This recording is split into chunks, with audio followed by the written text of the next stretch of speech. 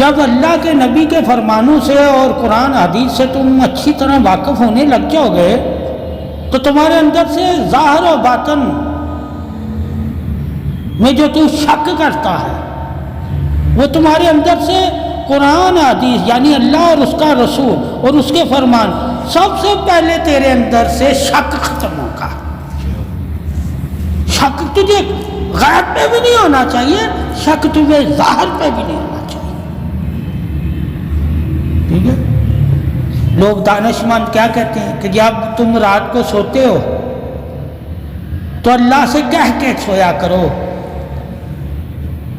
کہ فجر کی نماز کے وقت مجھے اٹھا دینا، تو اللہ 2 فرشتے ڈیوٹی پہ لگا دے گا، وہ تمہیں فجر کے وقت بیدار کریں گے۔ کیا کریں گے؟ اب انہوں نے بیدار کر دیا، اب تیری ایمانی طاقت ہے تو اٹھ کے نماز پڑھے یا نہ پڑھے۔ انہوں نے جو گمان تجھے دینا تھا نماز کا وہ تیرے دل میں ڈال دیا، تیری آنکھ کھل گئی، دل میں آ گیا نماز پڑھنی ہے۔ یہ جو دل میں آیا ہے اس کو کہیں گے غیب، الہام، کہ فرشتہ میرے دل میں ڈال گیا۔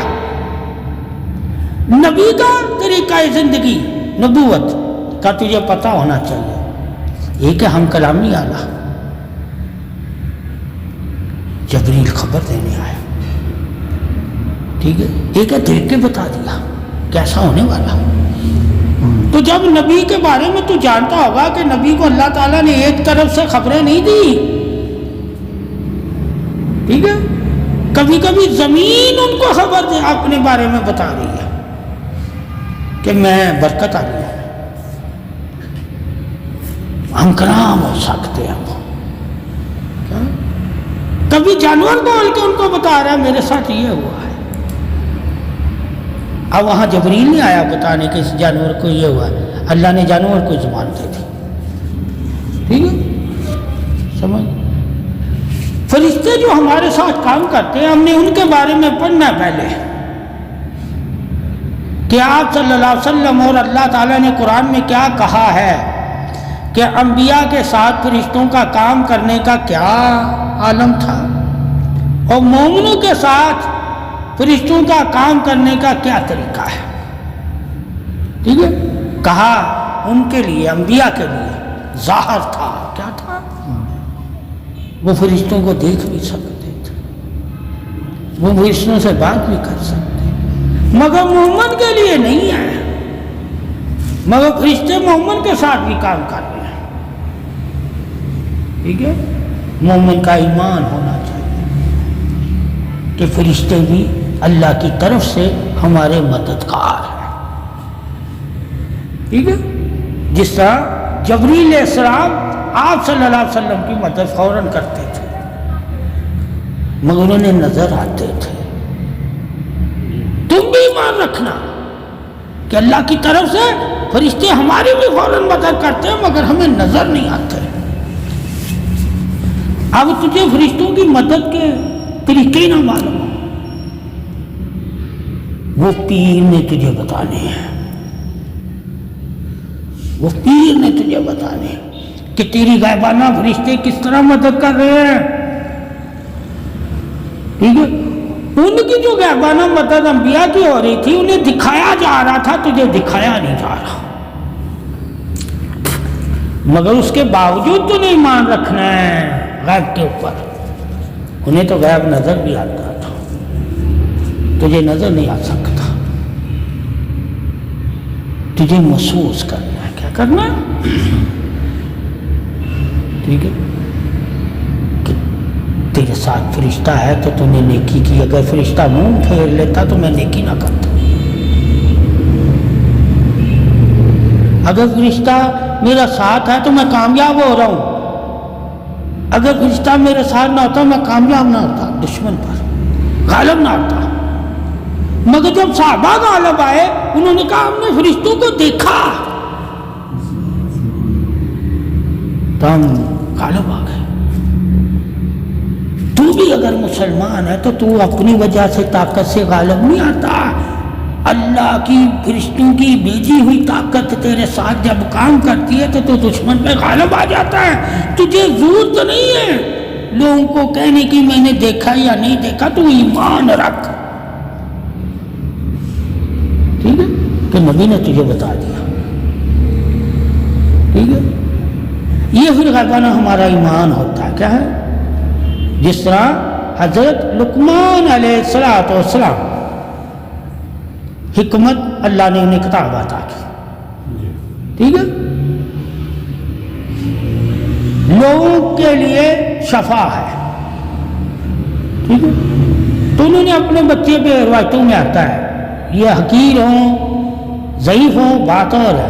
ضعیف بات بھی اگر تجھے بتائی جا رہی ہے تو کیوں بتائی جا رہی ہے؟ تاکہ فضیلت والی بات کتنی بلند ہوگی جب تو اسے اپنا لے گا. جب ضعیف بات کی تعریف ہو رہی ہے، یعنی کہ مکھی کے پر کی شفا کی بات ہو رہی ہے اور مکھی کے پر کی ہی بیماری کی بات ہو رہی ہے، تو فرشتوں کے پر کیا ہوں گے؟ انسان کا ہاتھ کتنا شافی ہوگا جبکہ مکھی کے پر میں بھی شفا ہے اور مکھی کے پر میں بیماری ہے. وہ تمہیں دے تو نہیں رہی نا، مگر علم تجھے مل گیا. میں کہوں میرا ہاتھ پاک ہے اور میں تجھے کہوں پاک ہاتھ میں اللہ نے شفا رکھی ہے، تو وہ یقین ہی نہ رکھے تو تو نے اللہ کے فرمانوں کو اور پاکی کو جھٹلا دیا. اس کا ایک پر پاک ہے ایک ناپاک ہے. ناپاک پر میں بیماری ہے، پاک پر میں شفا. تجھے پتہ چل گیا بیماری کہاں ہوتی ہے اور شفا کہاں ہوتی ہے. ٹھیک ہے، ناپاکی میں اللہ نے بیماریاں رکھی ہوئی ہیں اور پاکی میں اللہ نے شفا رکھی ہوئی ہے. ٹھیک ہے، اب تیرے گمان پاک ہے تو تیرے گمان بھی شفا والے ہیں، تیرے گمان ناپاک ہے تو تیرے گمان بھی بیماری والے.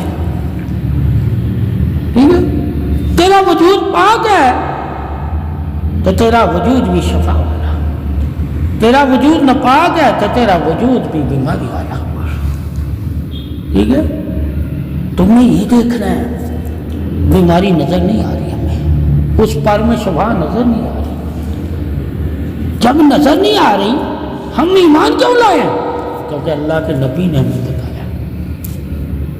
انہوں نے کہا کہ ایمان رکھو کہ پاکی میں اللہ نے شفا، برکت، راحت، تندرستی، ٹھیک ہے، صحت، زندگی، کامیابی، طاقت، ٹھیک ہے، رکھی ہوئی ہے.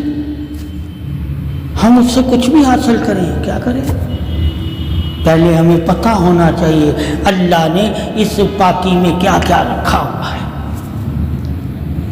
جب ہمیں پاکی کے بارے میں پتہ ہی نہیں ہوگا کہ اللہ تعالیٰ نے پاکی میں کیا کیا رکھا ہوا ہے، ٹھیک ہے، تو ہم اس پاکی کے فضیلتیں لوگوں کو کیسے بتائیں گے؟ ہمیں پہلے علم ہونا چاہیے کہ اللہ نے پاکی میں کیا کیا رکھا ہوا ہے. جب لوگ پاکی کے بارے میں ہم سے پوچھیں گے تو ہم انہیں بتائیں گے نا پاکی میں یہ فضیلتیں ہیں. تو جب ہمیں صرف پتہ ہو جی پاکی ہے بس،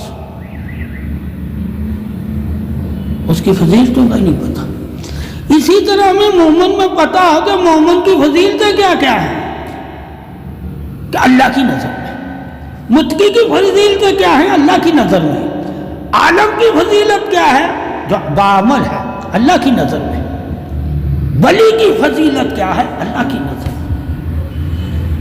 ہم کہیں گے جو ولی ہوتا ہے بس اللہ کا دوست ہوتا ہے، یہ تو اٹکل ہے. ہم نے بولنا اللہ کے دوست کی فضیلت کیا ہے، درجے کیا ہے، مقام کیا ہے، گفتگو کیا ہے، انداز کیا ہے، محبت کیا ہے، خیرات کیا ہے، فضیلت کیا ہے، پاکی کیا ہے، الہام کیا ہے. یہ جب ہم اللہ کے دوست کے بارے میں بتائیں گے لوگوں کو تو لوگ کہیں گے کہاں لکھا ہوا ہے؟ آپ جو بتا رہے ہیں ہمیں کہاں لکھا ہوا ہے؟ تو جب اسے قرآن حدیث سے اللہ رسول کے فرمانوں سے اس کی صفتوں کے بارے میں جانتے ہو گئے تو اللہ پھر کیا کہے گا؟ میرے بندے کے ساتھ میری صفتیں کام کرتی ہیں۔ جب وہ سخاوت کر رہا ہوتا ہے، سخی والی بے نیازی والی صفت سے کام لے رہا ہوتا ہے، جب وہ شفا بانٹتا ہوتا ہے تو شافی صفت سے کام لے رہا ہوتا ہے۔ ٹھیک ہے، یہ صفتیں ہیں۔ اب تو نے اللہ والے کو کس صفت سے اپنے آپ میں پایا؟ تیرے لیے لازم ہو گیا کہ تو اس صفت سے اس اللہ والے کی تعریف کر۔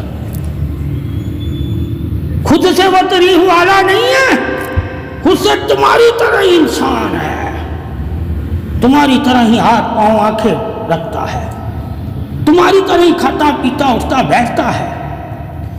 اس کو اللہ نے اپنی تعریف دے کے اپنی تعریف والا کہا ہے، وہ صفت ہے۔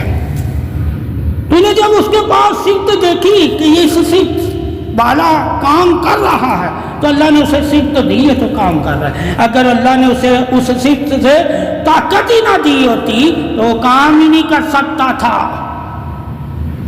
اس لیے کہتے ہیں اولیاء اللہ کی وہ تعریف عظمت بادشاہی حق ہے کہ جہاں شرک نہیں نظر آئے گا، صفت نظر آئے گی۔ ٹھیک ہے، جب تجھے اولیاء اللہ کی تعریف بادشاہی حقیقت حق کا پتہ ہوگا کہ مجھے یہاں صفت نظر آئے گی تو واقعی یہ اللہ کا ولی ہے۔ تو جہاں تجھے صفت ہی نہ نظر آئے تو اسے اللہ کا ولی کہہ رہا ہو تو یہ جہالت ہے۔ سب سے بڑی صفت اللہ ولایت میں کیا دیتا ہے؟ سب سے بڑی، سب سے پہلے سب سے بڑی جو خیر تک رہتی وہ پاکی کی صفت، وہ پاکی کی صفت ہے۔ ٹھیک ہے، اگر پاکی کی صفت ہی نہیں ہے کسی کے پاس، وہ کبھی پاک ہوا ہی نہیں اللہ کی صفت سے، اور کبھی پاک ہو کے اللہ کی صفت کے اپنایا ہی نہیں اس نے، وہ اللہ کا ولی نہیں ہو سکتا۔ ٹھیک ہے، وہ ناپاک ہے۔ تو ایسے لوگوں کو ولی مان لے جنہوں نے کبھی پاکی کو نہیں حاصل کیا، جن کو پاکی کا علم ہی نہیں ہے، جنہوں کو پاکی کا قرب کا ہی نہیں معلوم، جن کو پاکی کے اسم کا ہی نہیں معلوم، اور جن کو پاکی کی عظمت کا ہی نہیں معلوم، اور جن کو پاکی کے قلب کا ہی نہیں معلوم، اور جن کو پاکی کے جسم کا ہی نہیں معلوم، اور جن کو پاکی کے خیالات کا ہی نہیں معلوم، اور جن کو پاکی کی زبان کا ہی نہیں معلوم، اور جن کو پاکی کی سماعت کا ہی نہیں معلوم، اور جن کو پاکی کی نگاہ کا ہی نہیں معلوم، اور جن کو پاکی کی زمین کا ہی نہیں معلوم، اور جن کو پاکی والے قدموں کا بھی نہیں معلوم، اور جن کو پاکی والے ہاتھوں کا بھی نہیں معلوم، اور جن کو پاکی کے سینے کا بھی نہیں معلوم، تو پھر تم جاہل ہو نا اگر ایسے لوگوں میں بیٹھے ہو اور ان کو ولی مانتے ہو، اللہ کا دوست مانتے ہو۔ پہلے معلوم تو کرو اللہ سے کہ اللہ دوست کن کو کہتا ہے، کہ ہم میرے دوست پاک ہوتے ہیں، پاک ہوتے ہیں، کیونکہ وہ مجھے پسند کرتے ہیں، میرے قریب رہنا پسند کرتے ہیں، مجھے دیکھنا پسند کرتے ہیں، مجھے محسوس کرنا پسند کرتے ہیں، میری تجلی چاہتے ہیں، میرا کرم، میری سلامتی، میرا کرم، میری عطا، میری بخشش، میرا نور، میری صفت چاہتے ہیں۔ جب ان کے دلوں میں چاہت ہی وہ ہے جو میری چاہت ہے۔ میری چاہت کیا ہے؟ اگر تم میری چاہت کی طرف آنا چاہتے ہو، یا میری چاہت کو پانا چاہتے ہو، یا میری چاہت والا بننا چاہتے ہو، یا میری چاہت سے تم میرا کہلانا چاہتے ہو تو پاک ہو جاؤ، پاک ہو جاؤ۔ ہم اگر اللہ کی چاہت والا کہلانا چاہتے ہیں پھر بھی پاکی لازم ہے، ہم اللہ کا قرب والا اپنے آپ کو کہلانا چاہتے ہیں پھر بھی پاکی والا لازم۔ ہم اللہ کی بندگی والا کہلانا چاہتے ہیں کہ لوگ سمجھے کہ اللہ کے بندے ہیں، تو پاکی لازم ہے، ٹھیک ہے۔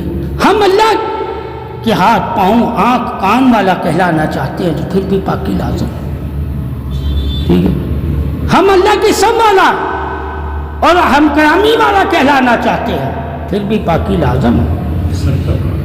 تو جب ہم نے دیکھا کہ سراپائی ہدایت کل سلامتی حق ہی پاکی ہے، سراپائی ہدایت سلامتی حق کل پاکی ہے، تو ہم سب سے پہلے تمہیں پاک دیکھیں گے، تمہیں پاکی کے بارے میں بتائیں گے، تمہیں پاک ہونے کے بارے میں بتائیں گے، تجھے پاک رہنے کی تلقین کریں گے۔ تو جب ہم خود ہی پاک نہیں ہیں تو تجھے کیا پاک کریں گے؟ یہ عظمت شان حق سے جب انسان واقف ہو جاتا ہے تو پھر وہ جان جائے گا کہ کوئی پاک مجھے چھو بھی دے گا تو مجھ میں اگر کوئی کمزوری ہے، اس پاکی کی وجہ سے اللہ میرے جسم سے وہ کمزوری دور کر کے مجھ میں طاقت عطا کر دے گا، چھونے سے۔ کیا ہے؟ چھونے سے۔ اب جو انسان جانتا ہوگا کہ مس کرنے سے کیا حاصل ہوتا ہے تو اس میں حکمت میں مس کا علم پڑھنا ہے۔ کیا پڑھنا ہے؟ مس کا علم۔ تو مس ہونے سے کیا ہوتا ہے؟ جب اس نے سائنس پڑھی ہوگی، ٹیکنالوجی پڑھی ہوگی، ارتھ پڑھا ہوگا، تو وہ ہمارا منکر نہیں ہوگا، وہ ہمارا منکر نہیں ہوگا، وہ کہے گا یار سرکار کے چھونے سے بھی کرم ہو جائے گا، ٹھیک ہے۔ ولی یہی تو کہتا ہے، میں چھو بھی دوں تو پاک ہو جاتا ہے۔ پوچھا چھونے والا پہلے حدیث و قرآن اور سائنس سے علم تو حاصل کر، کیا وہ بتاتا ہے عقلی دلیلیں دے کر کہ چھونے سے بھی اثر ہوتا ہے یا نہیں ہوتا؟ ٹھیک ہے۔ تو پھر ولی بھی سچ بول رہا ہے۔ کیا بول رہا ہے؟ پھر کہتا سایہ کیا ہے؟ ولیوں کے سائے میں رہو، اللہ کی رحمت رہے گی۔ اب تو نے سائے کا ولی کا ذکر کر دیا، تجھے سائے کے اثرات معلوم ہوں گے، کتابوں سے پڑھے ہوں گے کہ انسان کے جسم پہ کوئی کسی چیز کا سایہ پڑے تو اس جسم پہ کیا اثرات پیدا ہوتے ہیں۔ تو پھر ولی کے بارے میں جب سن پڑے گا تو ایک پتے کے اثرات تو نے مان لیے اور ایک ولی کا نہیں مانا۔ ولی کہہ رہا میرے سائے میں تجھے یہ ملے گا، تو نے پھر کیا پڑھا؟ پہلے پتے کے سائے میں بیٹھ کے پڑھنا کہ فلاں درخت کے پتوں کے سائے میں بیٹھتا ہوں تو اس سے میرے جسم کو کون سی الرجی ملتی ہے، ٹھیک ہے۔ تو پھر ولی کی الرجی سے منکر نہیں ہوگا۔ تم نے علم ہی نہیں لیا، تو نے صرف ذکر لے لیا، اللہ اللہ بس۔ تو سے کوئی پوچھے گا کہ یار تم کہتے ہو سرکار کا سایہ میرے ساتھ، اس سے کامیاب ہو گیا۔ اگلا تو کہے گا یار جہالت جہالت، ٹھیک ہے۔ اگلا کہے گا تیرے پیر نے تجھے بتایا نہیں، تو کہے گا بات سن، سائے کی قسمیں پہلے جان، سایہ کتنی قسم کا ہے، ہر قسم کے سائے میں مختلف الرجی ہے۔ تو جب ان کی دلیلیں دے گا تو تیرے پیر کے سائے کا منکر نہیں ہوگا، ٹھیک ہے۔ تو جب وہ دلیلیں نہیں دے گا تو وہ منکر ہو جائے گا۔ منکر کیوں ہوگا؟ کہ عقلی دلیل سے تو نے اسے قائل ہی نہیں کیا۔ یہ زمین پہ جتنی چیزیں اللہ نے رکھی ہوئی ہیں نظام میں، وہ تجھے عقلی دلیل کے لیے رکھی ہوئی ہے تاکہ تم ان سے عقلی دلیل دے کے انہیں حقیقت کا قائل بنا لے۔ حقیقت ولایت ہے، ٹھیک ہے۔ جب تو دلیل دے کے ولایت کی طرف لائے گا تو وہ شک نہیں کرے گا، کہا یہ چیزیں اللہ کی دوست نہیں ہیں پھر بھی مجھے فائدہ دے رہی ہیں، اور یہ تو اللہ کا دوست ہے، اس کے فائدے کا میں منکر کیسے ہوں؟ ٹھیک ہے، جبکہ ایک گھاس مجھے فائدہ دے رہی، میں اس کا منکر نہیں ہوں۔ پھر اللہ کے دوستوں کا کوئی تمہیں دنیا میں منکر نہیں نظر آئے گا۔ اگر کوئی منکر ہے تو سمجھو اس نے وہ گھاس سے بھی گیا گزرا ہے۔ ٹھیک ہے، یہ شان ہوتی ہے اللہ کی۔ اللہ کہتا ہے میری تعریفوں سے، یہ میرے بندے میری تعریف والے ہیں، خود سے یہ نہیں ہے تعریف والے، میں نے انہیں تعریف دے کر تعریف والا بنایا ہے۔ جب اللہ نے تعریف والا بنایا تو ہمیں تعریف کرنی ہے۔ یہ اللہ کی شان ہے، جس کو عطا کرتے اپنی تعریف سے کچھ حصہ تعریف کا، مکمل تعریف والا اللہ ہے، ان کو حصے ملے ہوئے ہیں، یہ مکمل تعریف والے نہیں ہیں، مکمل اللہ اور رسول ہے تعریف